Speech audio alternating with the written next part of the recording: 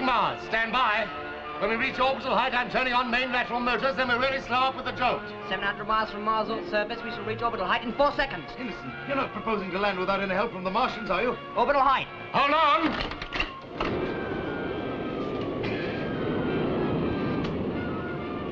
Height, Jeff, give me 1 second readings. 600, 550, 500, speed dropping fast. External temperature's rising. You've hit the Martian orbit. Now put the ship into orbit, and they'll guide us in. We're only 300 miles up, closing to 250. We haven't gone into orbit, we're going straight down. Right, we're going into land. I'm going to fire retroactive motors again, full blast. Stand by. Mary, what can you see? Nothing. Nothing but a moving mass. Hold it! There's nothing solid down there! It's too late now. We've got to go into land. Distance now 20 miles. Speed dropping fast. We'll never land this ship without help from the Martians. Are we going to crash? We shall know in just 5 seconds. This is it. Stand by.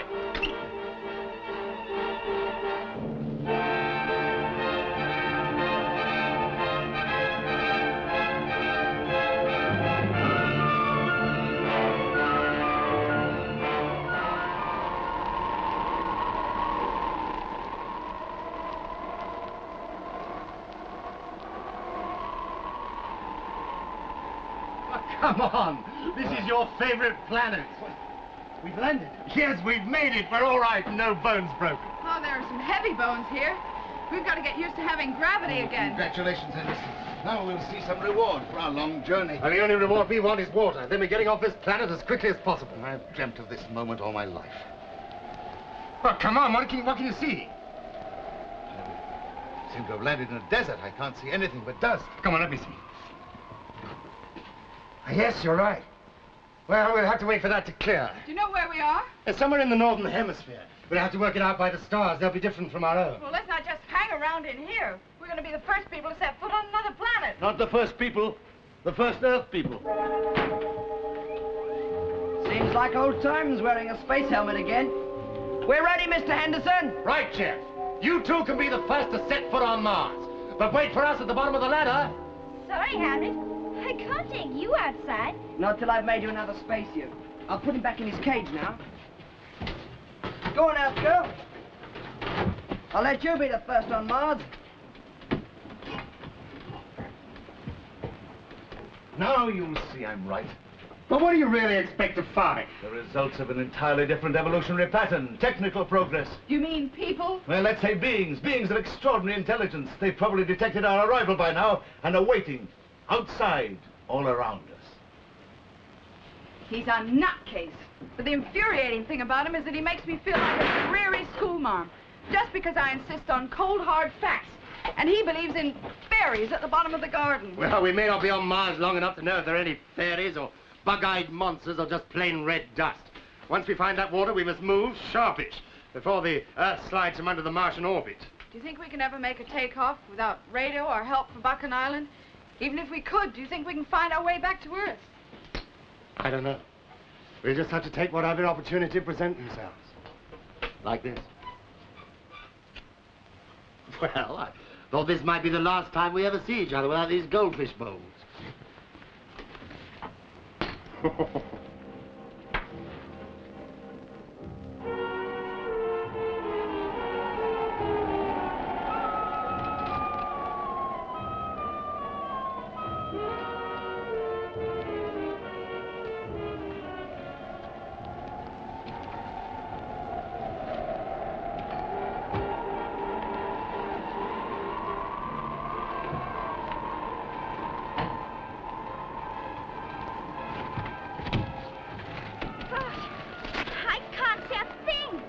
It's the dust we've kicked up. Must settle sometime, but it'll take longer here than on Earth because of the low gravity. It's like a fine red powder, and probably iron oxide. Oh, you know everything, don't you? It's beginning to clear now. I think I can see the sky. And what a strange sky that is. It's clearing all round us now. Look, the sun. But isn't it small? Well, it's 150 million miles away. And look at that over there. What is it? Well, that'll be the morning star because it's dawn here on Mars. Which star is it? Well, that's our own planet, the Earth. Oh, yes. And you can just see the moon beside it. Oh, don't they look beautiful? Well, if you two have finished stargazing, come on, take a look round this planet.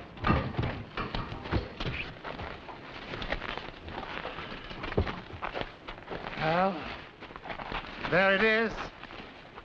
A Martian landscape. Pretty dead place, isn't it, Brown? Yes, it'd look pretty dead if you landed in the middle of the Sahara Desert. But what about the green patches that we see from the Earth? And the polar ice cap, too. Yeah, well, that's got what we got to find. Because where that is, there'll be water. I tell you, Henderson, the Martians will bring us anything we want, including water. Yes, well, let's not bank on that, shall we? Now, then, listen. We've got just 12 hours on this planet if we're ever to stand any chance of getting back to Earth alive. Now, Jeff and I have constructed a sort of skid out of some of the moon equipment. I propose we load the water canisters onto that. All right, Jeff, up you go up the ladder, into the rocket, and lower them down to me. Mary, you've got the Martian chart. Work out an astral fix and find out where we are. Come on, Margaret, you can help me. Okay.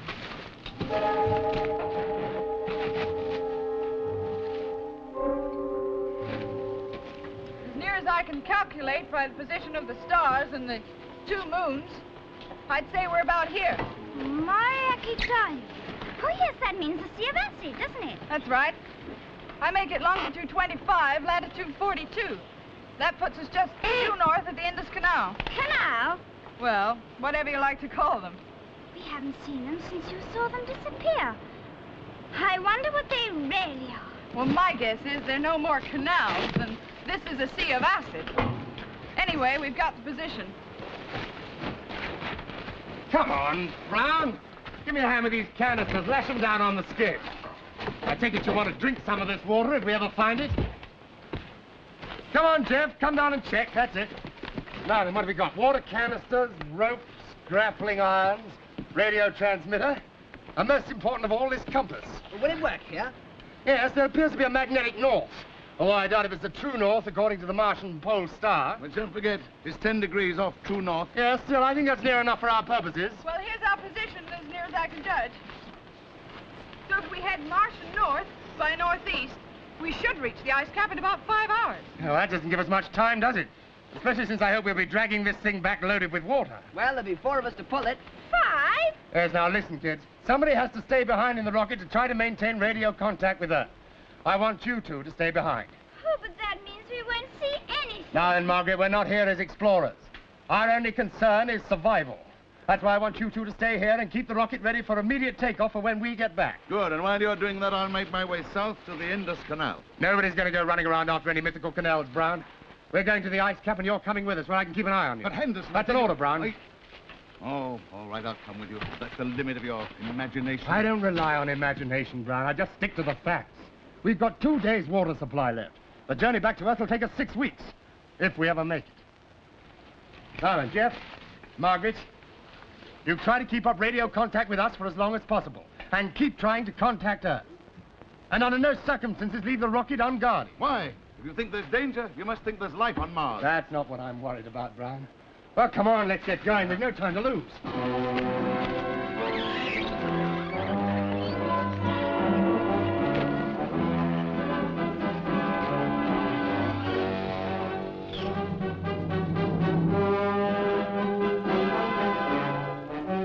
Right, Mr. Henderson, I've got that. That'll be 25 miles north by northeast. I'll mark your position on the map. What's it like out there? Oh, just ravines, broken rock, and a lot of red dust, that's all, Jeff. Jeff, would you put me on straight onto the tape recorder, please? Professor Meadows has a geological report I'd like to record. But aren't you going to do that when you get back? Well, let's not take any chances, Jeff. If anything happens to us, you might still be able to radio this stuff back to Earth. Now, fix up the tape, please, Jeff. All right, Mr. Henderson. You're on tape now.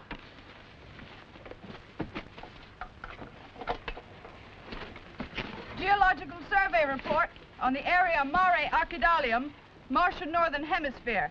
Latitude 46, longitude 25. Ferrous oxide deposits persist to a depth of 8 centimeters. Traces of volcanic lava deposits at intervals. Surface temperatures 34 degrees Fahrenheit. Have you got them? Yes, they're all right. Professor Meadows is just making a routine report. Poor Hamlet.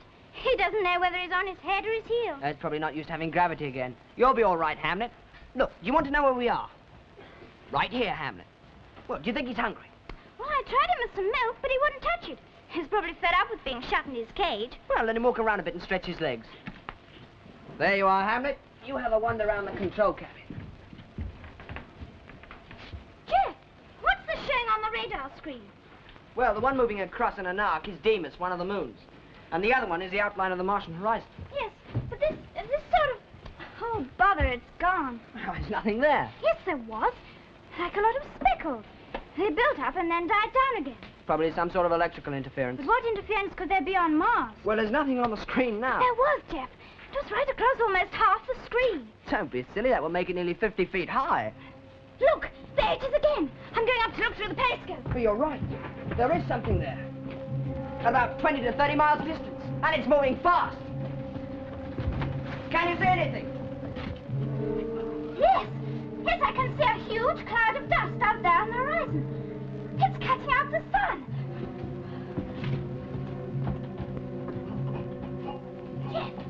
Jeff, it's moving towards us. What could be making it? I don't know, but it's nearly 150 feet across. And it's traveling towards us at 30 miles an hour. Well, look at Hamlet. He's frightened. He sensed something. Margaret, Mr. Brown couldn't be right, could he? What are you talking about? He said we wouldn't have to go to them. They'd come to us. I'd better warn the others. Hello, Mr. Henderson. Hello, Mr. Henderson. This is Jeff calling. How do you hear me? Over. Can you hear me? Over. Jeff, this thing, whatever it is, how far away is it? About 20 miles. And that's roughly where the others are.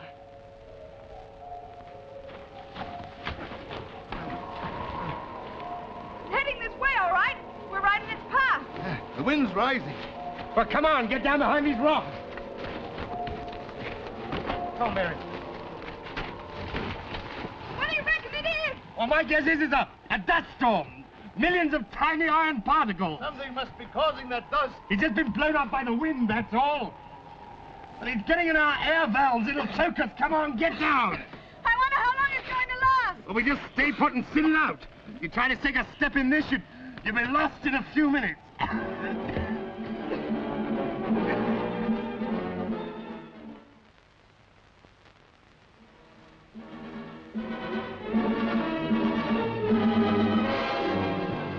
It's veering up to the west now. I still can't see anything solid there. Then what's this showing on the radar screen? It can't be just another dust storm. Or could it? You mean if it were iron dust, it might show up? Well, that's the only thing it could be. It's getting lighter now. Oh, it's passing.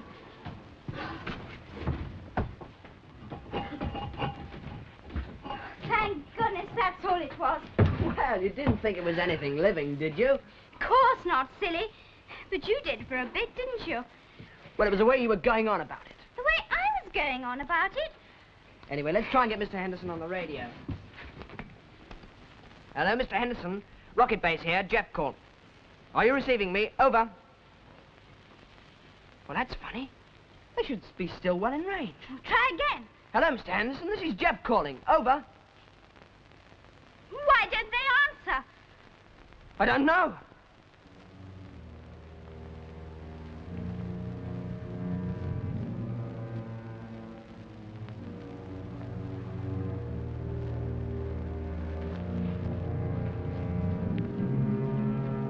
It seems to have blown itself out, Mary. I better try to give Jeff a call. Where's Brown? And the skid and the radio. He's taken the lot. Look! He's left us the water canisters. Can you beat that? Look, there's a mark of footprints over there. And the tracks of a skid. Come on, he can't have got far.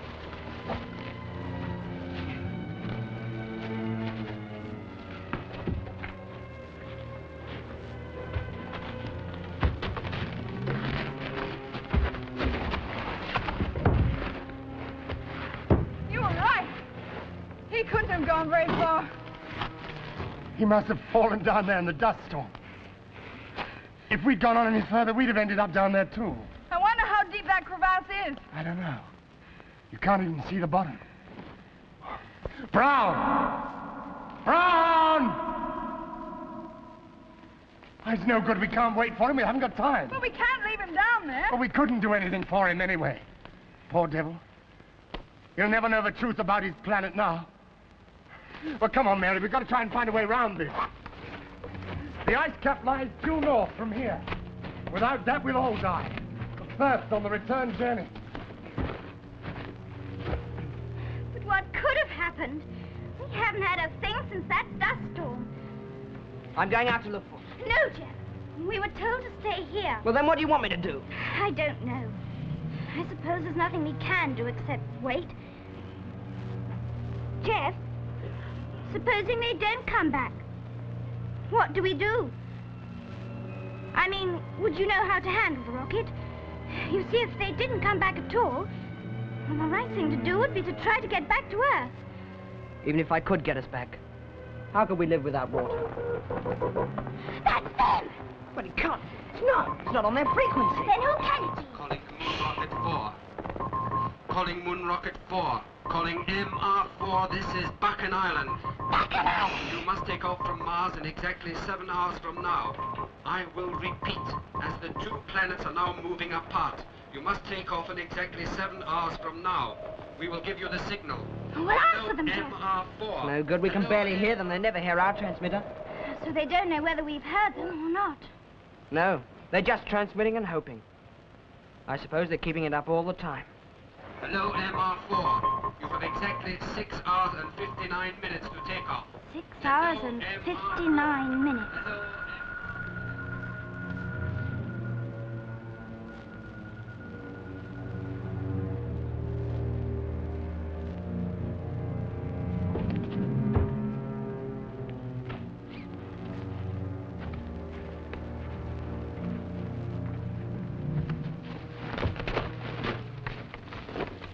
Oh, come on, Mary.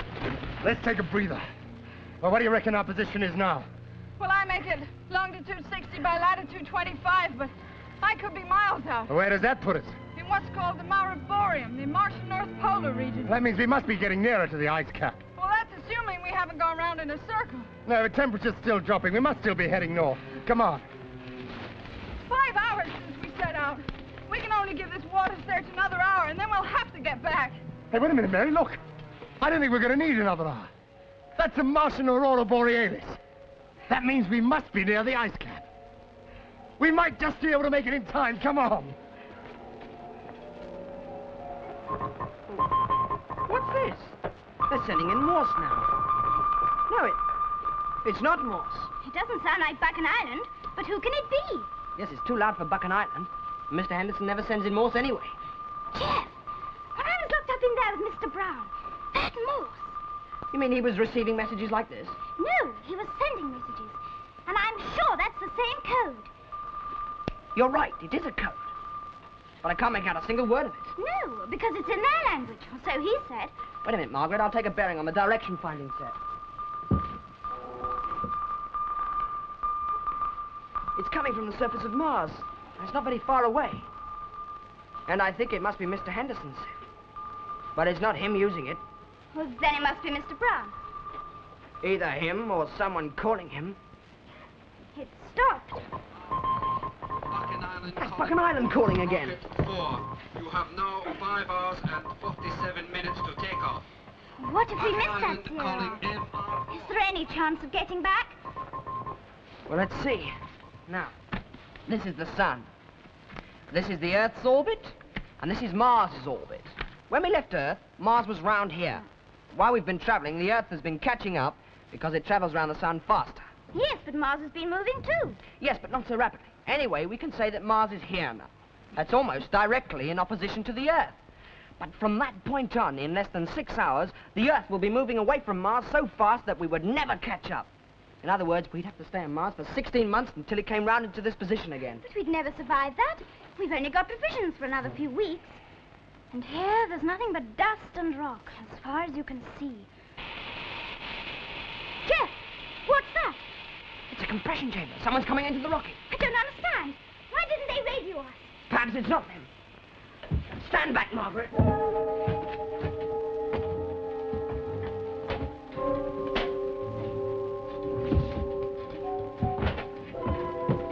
What's happened? Where are the others? What's happened to them? It isn't the dust storm. They must have lost their footing. Dust was swirling around. It's impossible to see anything. What do you mean? They were a little way ahead of me. They came to a crevasse. They didn't see it. I only just pulled up in time. Luckily, I was pulling the sled, or else we'd have lost everything. But didn't you try to save them? Yes, of course. I did everything I could. Do you mean you left them down What there? else could I do? They went completely out of sight. I don't believe you. I know, Margaret. It's always difficult to grasp catastrophe, but never mind. I'll look after you from now. Jeff, I'm still trying to make contact with the Martians. Then it was you who was sending that strange Yes, of course. It's more important to get in touch with them than ever now. These regions are dangerous. We all might perish. I don't believe a word he's saying. Then how did he get the skid? I don't know. He must have broken away from them somehow. Then they'd have followed him back. Something must have happened to them, Margaret. I just don't believe they're dead. I won't believe it.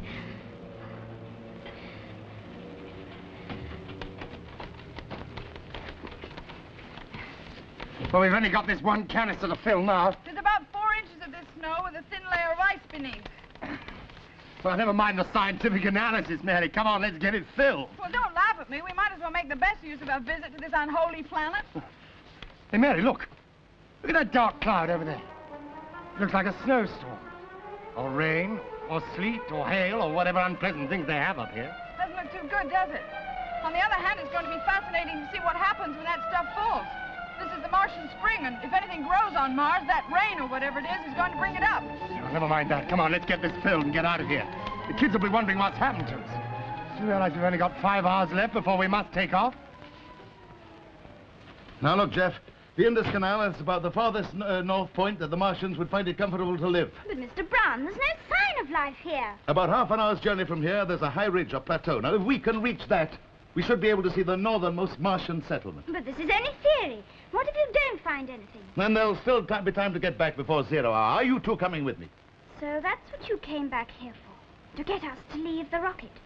Well, I don't believe you about what's happened to the others. And if they did come back here and we'd gone, they couldn't take off. You're just trying to use us as hostages again. You don't think that, do you, Jeff? Well, honestly, Margaret, I don't think there's any harm in us going out to have a look. Well, I'm staying here anyway. That's right. Come on, Jeff. Margaret, what do you hope to do? You can't take off this rocket by yourself, you know. You might as well come along. You don't want to stay here on your own. All right. But if there's nothing, we come straight back. I don't trust Mr. Brown, even if you do.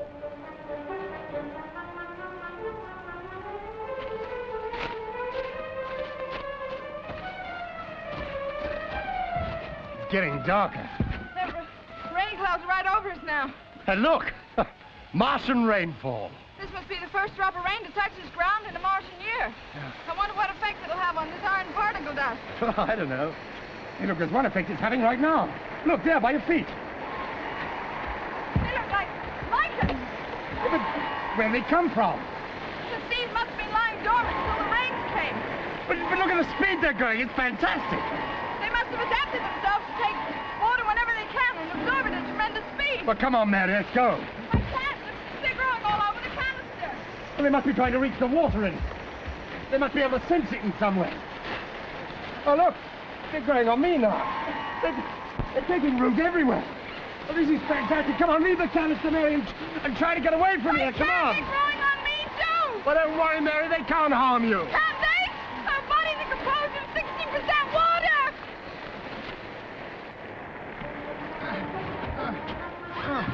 They've almost reached the top of the escarpment. Now, you two wait here. From the top, I should be able to see the whole of the Indus Valley.